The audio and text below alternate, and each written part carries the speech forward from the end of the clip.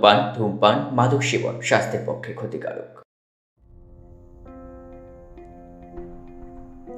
Soumya suspense চ্যানেলের সমস্ত গল্প শুনতে সাবস্ক্রাইব করুন আমাদের চ্যানেল। আজ আপনার জন্য স্যার আর্থার কোনান ডয়েলের লেখা শার্লক হোমসের অ্যাডভেঞ্চার কাহিনী the Boscombe Valley mystery.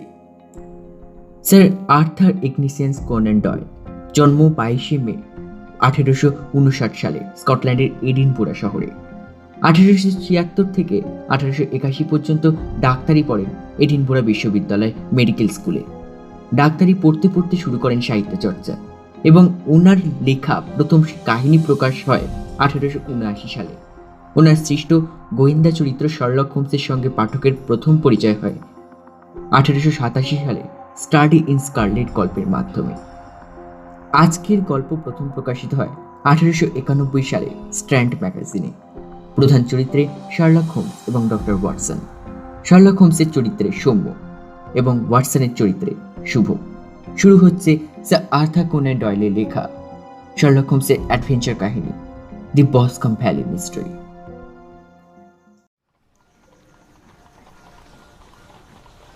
Sherlock হোমসের টেলিগ্রামটা এলো সকালবেলা।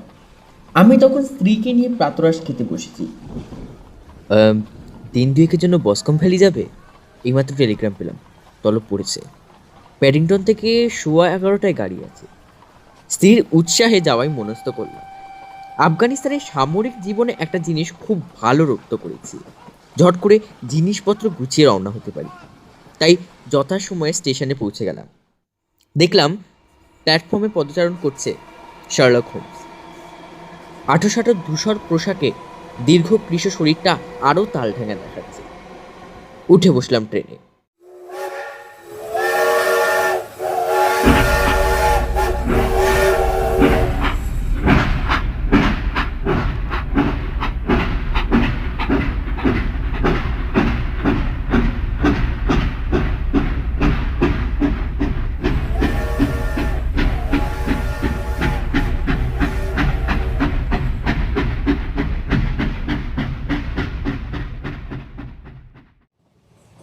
কামরায় আমরা ছাড়া আর কেউ নেই।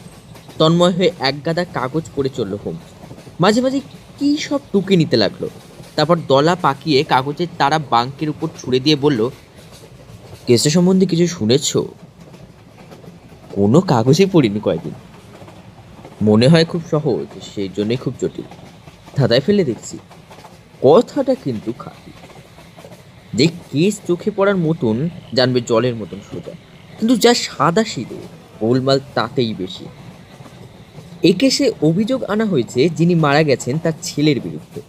খুনের মামলা সেরকমই মনে করা হচ্ছে, কিন্তু তলিয়ে না দেখা পর্যন্ত আমি সেরকম কিছু মনে করার পাত্র নই। কেসে শোনো। বসকম ভ্যালির সবচেয়ে বড় জায়গিরদার হলেন জন টার্নার। অস্ট্রেলিয়া থেকে অনেক টাকা রোজগার করে এনে জমি জমা কিনে চাষবাস করছেন। একটা গোলাবাড়িও ভাড়া দিয়েছেন চার্লস ম্যাকার্থি নামে এক ভদ্রলোককে। ইনি অস্ট্রেলিয়া থেকে ফিরেছেন। সেখানে আগে আলাপ ছিল, এখানেও তাই প্রতিবেশী হয়ে রয়ে গেলেন। টার্নারের টাকা পয়সা বেশি থাকলেও তা মেলামেশার অন্তরায় হলো না। দুজনের বউ গত হয়েছেন। টার্নারের এক মেয়ে, ম্যাকার্থির এক ছেলে। দুজনেরই বয়স 18। প্রতিবেশীদের সঙ্গে কেউ খুব একটা মিশতেন না। টার্নারের বাড়িতে চাকর বাকর 6 জন, ম্যাকার্থির 2 জন। গত সোমবার 3রা জুন ম্যাকার্থি বিকেল 3টে নাগাদ বসকম হ্রদে যান। চাকরকে বলে যান কার সঙ্গে দেখা করার জন্য কথা আছে, আর ফেরেননি। গোলাবাড়ি থেকে হ্রদ সিকি মাইল দূরে 2 জন দেখেছে ম্যাকার্থিকে যেতে। একজন বুড়ি, নাম জানা নেই, আর আরেকজন বাগানের মালিক। ম্যাকার্থির বেশ কিছু পিছনে তার ছেলে জেমসকেও যেতে দেখেছে সে। হাতে বন্দুক ছিল। বাপকে যেন চোখে চোখে রেখে হাঁটছিল ছেলে। মালির মেয়েও দেখেছে ব্যাব্বাটাকে হ্রদের ধারে। বনের মধ্যে ফুল তুলছিল মেয়েটা। সেখান থেকেই দেখতে পায়, আর কথা কাটাকাটি হচ্ছে বাপ বেটায়। ছেলে এমনভাবে একবার হাত তুলল যেন এই বুঝি মেরে বসবে বাপকে। ভয় চোটে মেয়েটা দৌড়ে এসে মাকে সবে ঘটনা বলতে শুরু করেছে, এমন সময় ছুটতে ছুটতে জেমস এসে বললে বাবাকে এইমাত্র মরে থাকতে দেখেছে বনের ধারে। জেমসের তখন বিহ্বল অবস্থা, মাথায় টুপি নেই, বগলে বন্দুক নেই, হাতে তার আস্তিনে কাঁচা রক্ত লেগে আছে। জেমসের সঙ্গে গিয়ে দেখা গেল সত্যি ম্যাকার্থির মৃতদেহ পড়ে রয়েছে হ্রদের ধারে। খুব ভারী কিন্তু ভোঁতা ধরনের কোনো অস্ত্র দিয়ে বেশ কয়েকবার ঘা মেরে খুলি ফাটিয়ে দেওয়া হয়েছে, ঠিক যেন ছেলের বন্দুকের কুদোর মার। বন্দুকটাও পাওয়া গেল একটু তফাতে ঘাসের উপর। ছেলেকে গ্রেফতার করে ম্যাজিস্ট্রেটের কাছে নিয়ে যাওয়া হয়েছে। সব শুনে আমি বললাম, এই অবস্থায় জেমসকেই দোষী বলতে হয়? সেভাবে দেখতে গেলে হয়তো অবিচারই করা হবে। জেমস দোষী হতে পারে, আবার নাও হতে পারে। শুধু পরিস্থিতি দেখলে হবে না, অন্য দৃষ্টিকোণ থেকেও দেখতে হবে। টার্নারের মেয়ে স্কটল্যান্ড ইয়ার্ডে লেস্টেডকে নিয়ে তদন্ত করাচ্ছে। তারই নিবন্ধে আমার এখন ছুটতে হচ্ছে ঘন্টায় 50 মাইল বেগে। কিন্তু আলে পানি পেলে হয়, শেষ পর্যন্ত তোমাকে সুনাম খোয়াতে হবে মনে হচ্ছে। কেস তো জলের মতন পরিষ্কার। হাসলো হোমস, বলল, পরিষ্কার ব্যাপারই অনেক কিছু চোখের বাইরে থেকে যায়। লেস্টেড যা দেখেনি আমার চোখে তা পড়তে পারে। যেমন ধরো না কেন, তোমার শোবার ঘরের জানলাটা যে ডান দিকে, এই জিনিস হয়তো লেস্টেডের চোখ এড়িয়ে যাবে, কিন্তু আমার চোখ এড়ায়নি। সত্যি অবাক হলাম। তো তুমি জানলে কি করে? তোমার নারী নক্ষত্র জানি যে আমি। মিলিটারিতে থাকার ফলে পরিষ্কার থাকা তোমার অভ্যেসে দাঁড়িয়ে গেছে। রোজ দাড়ি কামাও, এইসব মাসে রোদ্দুরে দাঁড়িয়ে কামাও, কিন্তু দেখছি তোমার দাড়ি তেমন কামানো হয়নি। তার মানে কি এই নয় যে যে জানলায় দাঁড়াও সেখানে রোদ থাকে না সকালে? খুঁটিয়ে দেখলে এমন অনেক কিছু আবিষ্কার করা যায়।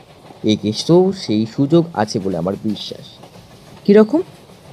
ছেলেটাকে গ্রেপ্তার করা হয়েছে গোলাবাড়ি ফিরে আসার পর, অকুস্থলে নয়।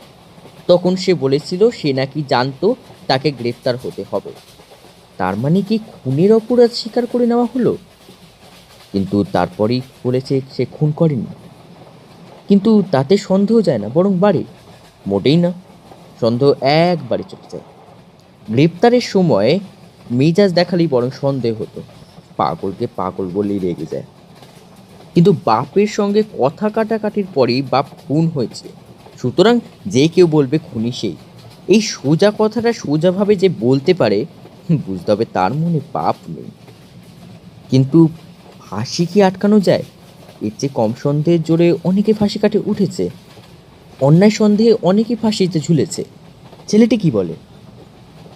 এই কাগজটা পড়লেই বুঝবে, বলে কাগজের তারার একটা জায়গা আমাকে দেখিয়ে দিল হোমস। জেমস ম্যাককার্থি গ্রেপ্তার হবার পর বিবৃতি, এটা সেই জবানবন্দি। সে বলেছে, 3 দিন পরে বাড়ি ফিরে দেখলাম বাবা বাড়িতে নেই। একটু পরে গাড়ির আওয়াজ শুনে দেখলাম বাবা ফিরেছে, কিন্তু গাড়ি থেকে নেমেই হন হন করে ফের বেরিয়ে গেল। কোন দিকে গেল বুঝলাম না। বন্দুক নিয়ে আমি বেরোলাম হ্রদের পাড়ে গিয়ে খড়গোশ শিকার করব বলে। রাস্তায় মালির সঙ্গে দেখা হলো। আমি বাবার পেছনে পেছনে চলছিলাম, সে বলেছে কথাটা ঠিক নয়। আমি জানতামই না বাবা আমার সামনে আছে। হ্রদের কাছাকাছি গিয়ে একটা কু ডাক শুনলাম। এভাবে বাবা আমাকে ডাকে, আমিও বাবাকে ডাকি। তাই হন হন করে এগিয়ে গিয়ে দেখি লেকের ধারে বাবা দাঁড়িয়ে আছে। আমাকে দেখে অবাক হলো, রেগে গেল, মারতে এলো। বাবার মেজাজ খুব উগ্র। আমি তাই কথা না বাড়িয়ে চলে এলাম। কিন্তু বহুদূর আসতে না আসতেই বিকট চিৎকার শুনলাম পিছনে। দৌড়ে গিয়ে দেখলাম সাংঘাতিক জখম হয়েছে বাবা, মাথা ছাতু হয়ে গেছে বললেই চলে। বন্দুকটা ছুঁড়ে ফেলে দিলাম, বাবাকে জড়িয়ে ধরলাম। প্রায় সঙ্গে সঙ্গে মারা গেল বাবা। কাছেই বাড়িটা মিস্টার টার্নারের। মিনিট কয়েক বসে থাকার পর গেলাম সেখানে, সব বললাম। বাবার শত্রু নেই, এইটুকু আমি জানি, বন্ধুও তেমন নেই। করোনার তখন জিজ্ঞেস করে, প্রাণটা বেরিয়ে যাওয়ার আগে বাবা কিছু বলেছিলেন? ইঁদুর সম্বন্ধে কি যেন বলছিল, মানে কি বুঝলে? ভুল বুঝছিল। বাবার সঙ্গে ঝগড়াটা হলো কি নিয়ে? বলবো না, বলতেই হবে। তার সঙ্গে এ ব্যাপারের কোনো সম্পর্ক নেই, সেটা কোর্ট বুঝবে। জবাব না দিলে তোমারই ক্ষতি হবে, হোক। কু ডাক দিয়ে বাবা তোমাকে ডাকতো, তুমিও বাবাকে ডাকতে? হ্যাঁ, কিন্তু বাবা তো জানতেন না তুমি বাড়ি ফিরেছো। ডাকলেন কেন? ঘাবড়ে গেল জেমস। বললে, বলতে পারবো না। বিকট চিৎকার শুনে ফিরে এসে সন্দেহজনক কিছু দেখেছিলে? সেরকম কিছু দেখিনি। তাহলে কি দেখেছিলে? আমি যখন পাগলের মতন বাবার দিকে দৌড়াচ্ছি, কোনো দিকে খেয়াল নেই। সেই সময় মনে হলো বাঁ দিকে ধূসর কি রঙের একটা পড়ে আছে, অনেকটা আলখাল্লার মতো। বাবার পাশ দিয়ে উঠিয়ে দাঁড়িয়ে জিনিসটা আর দেখিনি। মিস্টার টার্নারের বাড়ি যাওয়ার আগেই দেখলে জিনিসটা নেই? হ্যাঁ। ঠিক কী বলে মনে হয় জিনিসটা? কাপড়ের মতো কিছু। ডেড বডি থেকে কত তফাতে? প্রায় 12 গজ। বন সেখানে কদ্দূর? ওই রকমই। তাহলে বলতে চাও তুমি থাকতে থাকতেই জিনিসটা উধাও হয়ে গেল? আমি কিন্তু সেদিকে পেছন করে বসেছিলাম। জেরা এখানেই শেষ। পড়া শেষ করে বললাম, করোনার ঠিক ঠিক পয়েন্টই চেপে ধরেছে। 1, বাবা তাকে দেখেন অথচ ডাকলো কেন? 2, ঝগড়ার বৃত্তান্ত চেপে দেওয়া। 3, মরবার সময় ইঁদুর সম্বন্ধে কথা বলেছিলেন ম্যাকার্থি। মানেটা ছেলে বোঝেন। হোমস হাসি মুখে বললে, যে অসঙ্গতিগুলো দেখে তুমি আর করোনার খড়গহস্ত হয়েছ ছেলেটির উপর, সেগুলো কি ওর সত্যি কথা বলার প্রমাণ? পুরো ব্যাপারটা বানিয়ে বলার মতো কল্পনা শক্তি যদি ওর থাকতো, তাহলে ওই 3টে অসঙ্গতি চাপাচুপি দিয়ে চমৎকার 3টে গল্প শুনিয়ে দিতে পারত। মিথ্যে যে বলে, সে কি গল্পের মতো করে সন্দেহের বীজ রেখে উদ্ভট অসঙ্গতি শোনাতে চায়? না হে, ছেলেটা সত্যিই বলেছে। এখন আর এ নিয়ে কোনো কথা নয়। এই বইটা পড়তে বসলাম, 20 মিনিটে সুইটেনে পৌঁছে লাঞ্চ খাবো।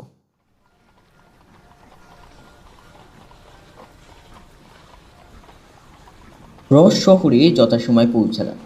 বেজের মতন ক্ষিপ্র ইন্সপেক্টর লেস্ট্রেড দাঁড়িয়েছিল প্ল্যাটফর্মে, চোখে সে আনা চাউনি। আগে নিয়ে গেল সরাইখানা। ঘর ঠিক করাই ছিল।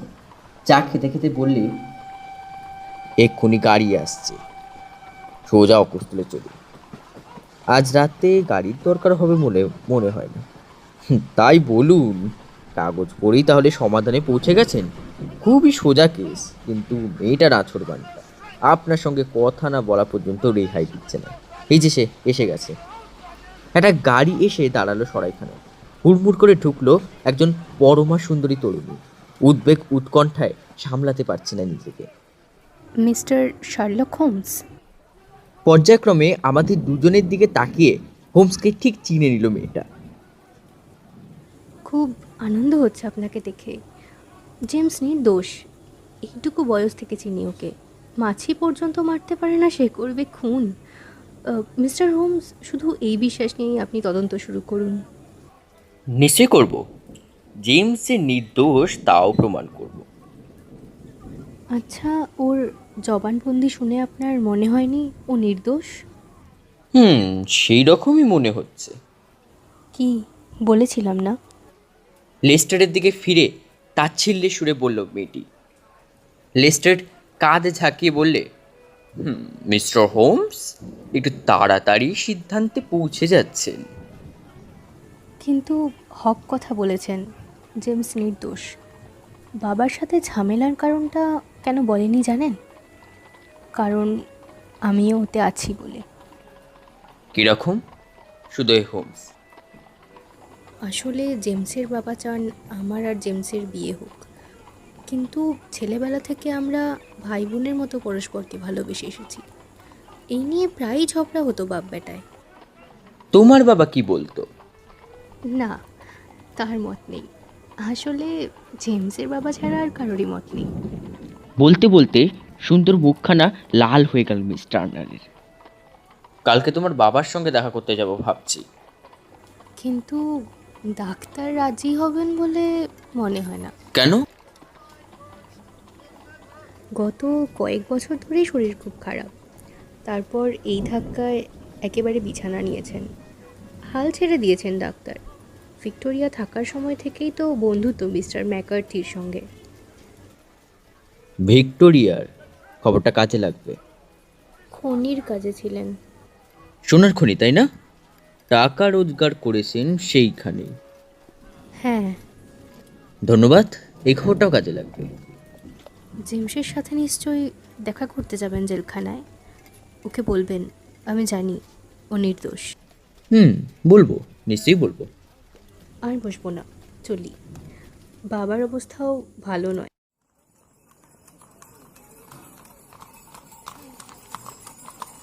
বলতে বলতে বেগে বেরিয়ে গেল মিস টার্নার। একটু পরেই শুনলাম চাকার আওয়াজ মিলিয়ে যাচ্ছে দূরে।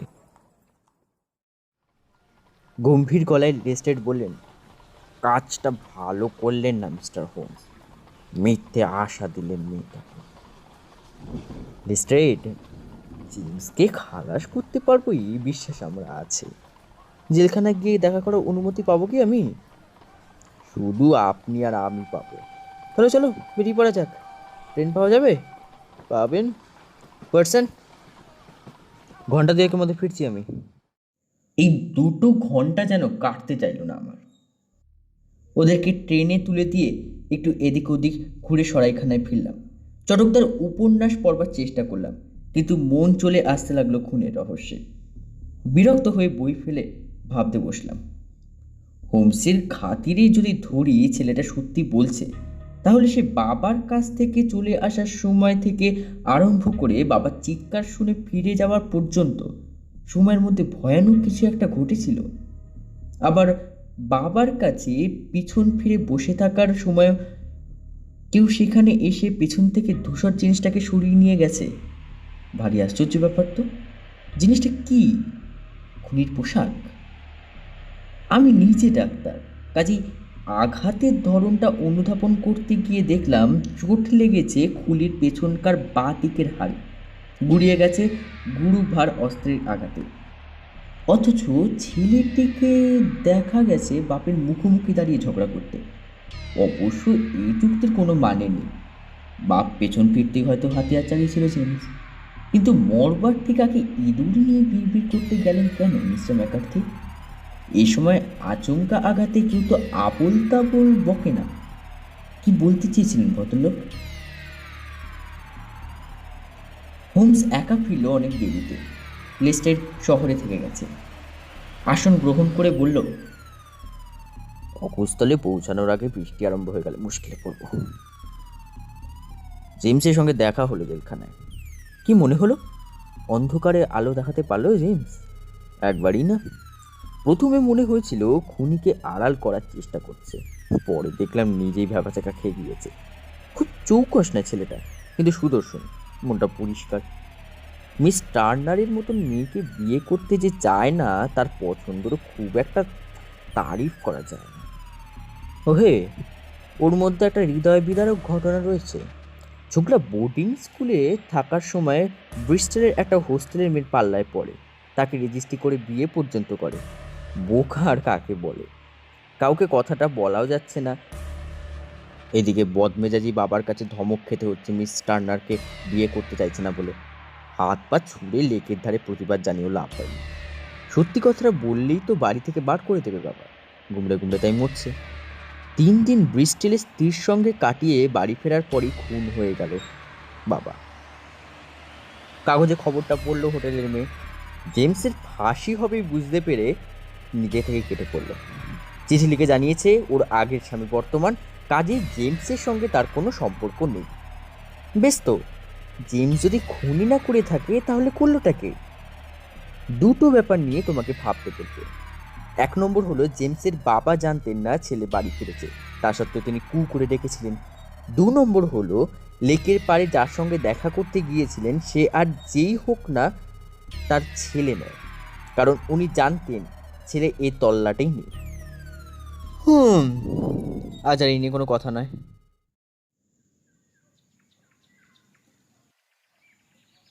সকালবেলা গাড়ি নিয়ে এলো লেস্ট্রেড। আকাশ নির্মেঘ, রাতে বৃষ্টি হয়নি।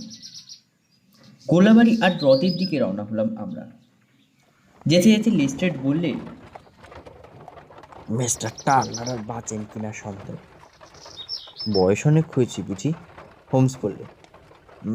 60 বছর তো বটেই। শরীরের উপর অনেক অত্যাচার করেছেন বিদেশে থাকার সময়। এমনিতেই কাহিল ছিলেন, বন্ধু ম্যাকার্থির মৃত্যুতে একবারে ভেঙে পড়েছেন। বন্ধুর জন্য কম করেননি, গোলাবাড়ির ভাড়া পর্যন্ত নেন না। বটে এই খবরটা শুভ, বিনা ভাড়ায় থাকতেই শুধু দেননি, আরো অনেক উপকার করেছেন ম্যাকার্থি। 5 জনে বলেছে। তাই নাকি? এটা ব্যাপারে কি তোমার খটকা লাগেনি লিস্টেড? কি বলুন তো, এত উপকার করা সত্ত্বেও মেয়ের সঙ্গে মিস্টার ম্যাকার্থির ছেলের বিয়ে দিতে মিস্টার টার্নার রাজি নন, অথচ মিস্টার ম্যাকার্থির বিয়ের কথা সমানই বলে যাচ্ছেন। যেন যেন খুব স্বাভাবিক প্রস্তাব। মেয়েটি কিন্তু মিস্টার টার্নারের সব সম্পত্তি পাবে। কি আজ করতে পারলে? ঘটনার ঠেলায় অস্থির হয়ে পড়েছি, আজ করার হেফাজত আর পোয়াতে পারবো না। তা ঠিক, ঘটনার ঠেলায় তুমি হিমশিম খাচ্ছ। গম্ভীর গলা হোমসের। চটে গেল লেস্টের। আপনি কিন্তু এখনো মরিচিকা দেখছেন, যা ভাবছেন তা নয়। কুয়াশার চাইতে তো ভালো, হেসে বলল হোমস। এই যে এসে গেছে গোলাবাড়ি। বেশ বড় গোলাবাড়ি, দোতলা, সত্য সুখের ছাপ সর্বত্র। দরজায় ধাক্কা দিতেই ঝি বেরিয়ে এলো। হোমস তার কাছে 2 জোড়া জুতো চাইল। মারা যাওয়ার সময় মিস্টার ম্যাকার্থি যে বুট পরেছিলেন সেটা, আর তার ছেলের 1 জোড়া বুট। জুতো এলো, ফিতে বার করে ঘুরিয়ে ফিরিয়ে 7-8 রকম মাপ নিল হোমস। তারপর রওনা হলাম লেকের দিকে, এবং পাল্টে গেল ওর চোখ মুখের চেহারা। বরাবর দেখিয়েছি এই ধরনের সন্ধানী অভিযানে নামলে ও যেন শিকারী কুকুরের মতন আত্মনিমগ্ন আর হন্যে হয়ে ওঠে। তখন কারো কথা কানে ঢোকে না, বেশি কথা বললে খেকিয়ে ওঠে। ভুরু কুচকে ইস্পাত কঠিন চোখে মাটির দিকে তাকিয়ে, দুকাত বাঁকিয়ে নাকের পাটা ফুলিয়ে হন হন করে হেঁটে যায় হেঁট মাথায়। এইভাবেই মাঠে নামলো, গেল লেকের ধারের জঙ্গলে। জলা জায়গায় অসংখ্য পদচিহ্ন। হোমসের নজর সব দিকে, কখনো জোরে যাচ্ছে, কখনো আসতে। মাঠটাকেও চক্কর দিয়ে এলো একবার। রকম সকম দেখে অবজ্ঞার হাসি আসছে লেস্টেড, কিন্তু আমার কুতূহল বেড়েই চলেছে। শার্লক হোমসকে আমি হাড়ে হাড়ে চিনি, অকারণে সে কিছু করে না। বসকম লোকটাকে একটা বড়সড় দিঘি বললেই চলে। একদিকে জায়গিরদার মিস্টার টার্নারের বাড়ি, আর একদিকে মিস্টার ম্যাকার্থির গোলা বাড়ি। লেক ঘিরে আগাছা, ঘাস, জঙ্গল আর জলাজমি। এইখানে একটা ঘাস জমির উপরে পাওয়া গেছে মৃতদেহ, বেশ ভিজে জায়গা। হোমস শিকারী কুকুরের মতন আবার দৌড়ে আরম্ভ করেছে। অনেক কিছু দেখতে পাচ্ছে। ঘাস জমির উপরে পায়ের দাগ বিস্তর। হঠাৎ ফিরল লেস্টারের দিকে। এইখানে কি করতে এসেছিলে? দেখছিলাম হাতিয়ারটা যদি পাওয়া যায়। খুব কাজ করেছ, পায়ের ছাপগুলোর 12টা বাজিয়ে বসে আছো। নিজের পায়ের ছাপই সব জায়গায় ভরিয়ে তুলেছ। উফ, এর চাইতে 1 পাল মোষ এলেও বুঝি এইরকম হতো না। চিনতে পারছো এই জুতোর দাগটা? তোমার জুতো। আর এই যে বনরক্ষক মশাই দলবল নিয়ে কর্তব্য করে গেছেন এখানে, ডেড বডির চারিধারে 6 থেকে 8 ফুট পর্যন্ত জায়গায় যত পায়ের ছাপ ছিল মারিয়ে দফা করে দিয়েছে। আহ, এই যে একজোড়া পায়ের ছাপ পাওয়া গেছে, একদম আলাদা দাগ দেখছি। বলতে বলতে ভিজে মাটিতে বর্ষাতে বিছিয়ে উপুর হয়ে শুয়ে পড়ল হোমস। আতস কাজ বার করে মাটির উপরকার বুট চিহ্ন দেখতে দেখতে যেন শতশক্তি করে বলল, এই হলো গিয়ে ছেলেটার জুতোর দাগ। 2 বার যাতায়াত করেছে, তারপর টেনে টেনে দৌড়েছে বলেই গোড়ালির ছাপ প্রায় ওঠেনি। চেটোর উপরেই ভর পড়েছে বেশি, তার মানে ছোকরা খাঁটি কথাই বলেছে। বাপের চিৎকার শুনে দৌড়ে এসেছিল, আর এইখানেই পায়চারি করেছিলেন মিস্টার ম্যাকার্থি। পাশেই বন্দুকের কুদোর দাগ। বাপ বেটায় কথা হচ্ছিল এখানে। আরে আরে, ওইটা আবার কি? বুটের মালিক একবার এলো, আবার গেল, আবার এসেছে দেখছি। ও হ্যাঁ, আলখাল্লাটা কুড়িয়ে নিতে এসেছিল। কিন্তু এলো থেকে দেখা যাক। চেনা গন্ধ পেয়ে ব্লাডহাউন্ড যেভাবে নাক নামিয়ে ঊর্ধ্বশ্বাসে দৌড়ায়, হোমস এবার সেইভাবে মাটি দেখতে দেখতে দৌড়াতে লাগলো। পেছনে ছুটলাম আমরা, এসে পৌঁছালাম বনের ধারে। আরও কিছু দূর গেল হোমস, ফের শটান উপুর হয়ে শুয়ে মাটি পরীক্ষা করলো আতস কাচ দিয়ে। শুকনো পাটা টাটা সরিয়ে দিয়ে ধুলোর মধ্যে খানিকটা বস্তু নিয়ে খামের মধ্যে ভরল। খুশিতে চোখ মুখ বেশ উজ্জ্বল হয়ে উঠেছে। আশপাশ আবার দেখলো আতস কাছের মধ্যে দিয়ে এবড়ে খেবড়ে একটা পাথর নিয়েও তন্ময় হয়ে রইল অনেকক্ষণ। শ্যাওলার মধ্যে পড়েছিল পাথরটা। গেল বড় রাস্তা পর্যন্ত, ফিরে এসে সহজ গলায় বলল, ইন্টারেস্টিং মামলা। ডান হাতি বাড়িটা নিশ্চয়ই মিস্টার টার্নারের। তোমরা এগো, আমি আসছি মিস্টার টার্নারের বাড়ির সরকারের সঙ্গে দেখা করে। একটা চিঠি লিখে আসতে হবে। মিনিট 10 পর হোমস এলো। গাড়ি ছুটল শহরের দিকে। হোমসের হাতে শ্যাওলা পড়ে থাকা সেই পাথরটা দেখলাম। লেস্টেডে হাতে তুলে দিয়ে বললে, এই নাও হত্যার হাতিয়ার। কি করে বুঝবো এটা দিয়েই খুন করা হয়েছিল? গায়ে তো কোনো দাগ দেখছি না। না, দাগ নেই, কিন্তু এইটা যেখানে পড়েছিল তার তলায় ঘাস ছিল। কোত্থেকে তুলে এনে ফেলা হয়েছে তাও দেখতে পাইনি। যে ধরনের চোট দেখা গেছে খুলিতে, এই পাথর দিয়ে তা সম্ভব। খুনটা কি করেছে?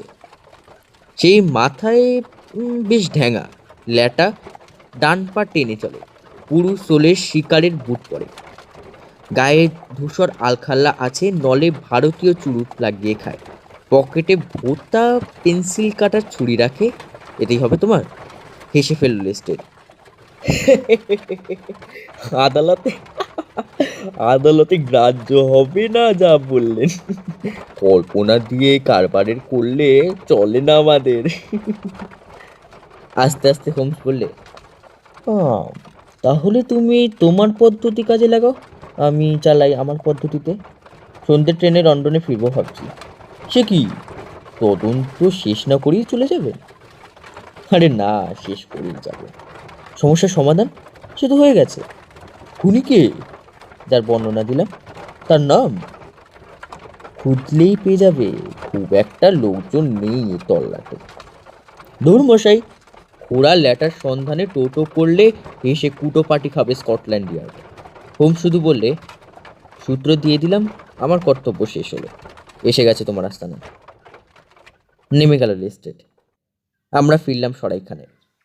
খেতে বসে বিশেষ কথা বলল না হোমস।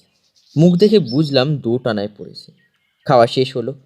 চুরুট ধরিয়ে হোমস বললে, ওয়াটসন, এই মামলায় দুটো আশ্চর্য ব্যাপার শুনে নিশ্চয়ই তোমার খটকা লেগেছে। এক হলো কুডাক, দুই মরবার সময় ইঁদুর শব্দটা বলা। কুডাকটা অস্ট্রেলিয়ায় চালু আছে, সেখানে একজন আরেকজনকে এইভাবেই ডাকে। মিস্টার ম্যাকার্থি যাকে ডেকেছিল সেও তাহলে অস্ট্রেলিয়া থাকতো। সেখানেই দুজনের পরিচয়, দেখাও করতে গিয়েছিলেন তার সঙ্গে। ছেলেকে ডাকেননি। ইঁদুর ইঁদুর করে মারা গেলেন কেন? পকেট থেকে একটা কাগজ বার করে টেবিলে বিছিয়ে ধরল হোম। বলল, এই হলো ভিক্টোরিয়া কলোনির ম্যাপ। ব্রিস্টেলে কাল চিঠি লিখে আনিয়েছি। ম্যাপের একটা জায়গাতে হাত চাপা দিয়ে, কি আছে পড়ো তো? ARAT, অ্যারেট। হাত তুলে বলল, এবার BALLARAT, ব্যালরেট। এই নামটাই মরবার আগে বলেছিলেন মিস্টার ম্যাকার্থি। শুধু ছেলে শুনতে পায় শেষটুকু। নামটা নিশ্চয়ই খুনি। অদ্ভুত ব্যাপার তো। 3 নম্বর অদ্ভুত ব্যাপার হলো সেই ধূসর জিনিসটা, যা একটা আলখাল্লা। তাহলে ব্যালারেট নামে এক অস্ট্রেলিয়াবাসী গায়ে ধূসর আলখাল্লা চাপিয়ে ডাঙস মারার মতো পাথর হাঁকিয়ে খুন করে গেছে মিস্টার ম্যাকার্থিকে। পরিষ্কার। নিশ্চয়ই এই অঞ্চল তার নখদর্পণে বটে। কেননা লেকে পৌঁছানোর দুটোই তো কেবল রাস্তা, একটা গোলাবাড়ি থেকে আর একটা মিস্টার টার্নারের বাড়ি থেকে। ঠিক ঠিক। জমি পরীক্ষা করে খুনির দেহের যে বর্ণনা মাথা মোটা লেস্ট্রেটকেও শোনালাম, তুমি তো তা শুনেছ। শুনেছি ঠিকই, কিন্তু কিভাবে অত খবর জানলে বুঝিনি। কতখানি লম্বা সেটা না হয় দুটো পায়ের ছাপের মধ্যে ফাঁকটা দেখে আন্দাজ করলে, জুতোর চেহারার ছাপ দেখেও বলা যায়। কিন্তু এক পায়ে ঘোড়া জানলে কি করে? ডান পা সবসময় আলতোভাবে জমি ছুঁয়ে গেছে, চাপ পড়েনি। পা টেনে চলে বলে অমন হয়েছে। কি করে বললে শিলাটা? খুনির পিছনের হাড় কিভাবে গড়িয়েছিল তুমি জানো। চোট লেগেছিল বাঁ দিক ঘেঁষে, অর্থাৎ বাঁ হাতে পাথর মেরেছে খুনি। ব্যাপারটায় ঝগড়ার সময় গাছের আড়ালে লুকিয়ে চুরুট খেয়েছে আর ছাই ছেড়েছে। 140 রকমের তামাক ছাই নিয়ে একটা প্রবন্ধ এককালে লিখেছিলাম, তাই ছাই দেখে বুঝলাম ইন্ডিয়ান সিগার। কিছু দূরে পেলাম চুরুটের গোড়া, ফেলে দেওয়া হয়েছে। নলে লাগিয়ে খাওয়া হয়েছে বুঝলে কি করে? গোড়াটায় দাঁতের কামড় নেই, নিশ্চয়ই নলে লাগানো ছিল। যে ছুরি দিয়ে কাটা হয়েছে সেটা ভোঁতা, কেননা কাটাটা অসমান। বুঝেছি তুমি কার কথা বলছো। খুনি হলেন। ঠিক এই সময়ে দরজা খুলে গেল। হোটেলের চাকর একজন আগন্তুককে ঘরে ঢুকিয়ে দিয়ে বললেন, মিস্টার জন টার্নার। ভদ্রলোকের চেহারাটা দেখবার মতো। বার্ধক্যের ভারে কাজ ঝুলে পড়েছে, পা টেনে টেনে হাঁটছেন। বলি রেখা আঁকা রুক্ষ মুখটি কিন্তু দুর্জয় মনোবলের প্রতিচ্ছবি। দাড়িতে জট, কার্নিশের মতন জটিল ভুরু, খানদানি শক্তিমান চেহারা। মুখে কোনো যেন রক্ত নেই, ঠোঁটার নাকের খাজ নীল হয়ে এসেছে। নিশ্চয়ই ছিনে চোখ রোগের খপ্পরে পড়েছেন দীর্ঘদিন। প্রশান্ত কণ্ঠে হোমস বললে, চিঠি পেয়েছেন তাহলে? বসুন। আপনি লিখেছেন? কেলেঙ্কারি যদি না চাই তাহলে আপনার সঙ্গে যেন দেখা করি। নিজে আপনার কাছে যাইনি ওই কারণেই। বলুন কেন ডেকেছেন? কথাটা জিজ্ঞেস করলেন বটে, কিন্তু ক্লান্ত আর হতাশ চোখ দেখে মনে হলো জবাবটা তিনি জানেন। চোখে চোখে চেয়ে হোমস বলল, ম্যাকার্থি ঘটিত সব ব্যাপার আমি জানি। দুই করতলে মুখ লুকিয়ে গুঙিয়ে উঠলেন বৃদ্ধ টার্নার। বললেন জড়িত স্বরে, কিন্তু কিন্তু জেমসের সর্বনাশ হতে আমি দেব না। যদি দেখি বিনা পাপে তার শাস্তি হচ্ছে, ঠিক করেই রেখেছি, সব কবুল করব। হ্যাঁ, শুনে খুশি হলাম। এতদিন এতদিন কবুল করিনি মেয়েটার কথা ভেবে। বুক ভেঙে যাবে আমার গ্রেপ্তারে হওয়ার কথা শুনলে। কিন্তু অত দূর জল গড়ালে তো। তার মানে? দেখুন মশাই, আমি সরকারি নুন খাই না। এই কেসে নাক গলিয়েছি স্রেফ আপনার মেয়ের পিড়াপিড়িতে। আপনার মেয়ে যা চায় আমিও তাই চাই। জেমসের গায়ে যেন আঁচ না লাগে। মিস্টার হোমস, বহুমূত্র রোগে আমি শেষ হয়ে এসেছি। বড়জোর আর মাসখানেক আমার আয়ু। মৃত্যুটা বাড়িতেই হোক, এই আমি চাই। জেলে যেন না হয়। কলম আর কাগজ নিয়ে হোমস বললে, আপনি বলুন কি করেছিলেন, আমি লিখে নিচ্ছি। সাক্ষী ওয়াটসন, জেমসকে যদি কোনো মতেই আর বাঁচানো না যায় তখন শুধু প্রকাশ করব এই স্বীকারোক্তি। শুধু দেখবেন অ্যালিস যেন এই ঘটনা শুনে কষ্ট না পায়। অবশ্য মামলা শেষ হওয়ার আগে আমি শেষ হয়ে যাব। এই ম্যাকার্থি শয়তানটাকে আপনারা কেউ চেনেন না। গত 20 বছর ধরে আমার জীবন বিষিয়ে তুলেছিল। 60 দশকের গোড়ার দিকে আমরা ডাকাতি করতাম। রক্ত তখন গরম। অসৎ সংসর্গে মিশিয়ে 6 জনের দল করলাম। চলন্ত গাড়ি থামিয়ে লুটতরাজ করতাম। আড়াল থেকে বেরিয়ে এসে ছিনতাই করেছি। ব্যালারেটের পাষণ্ড জ্যাকের নাম শুনলে শিউরে উঠত ওখানকার মানুষ।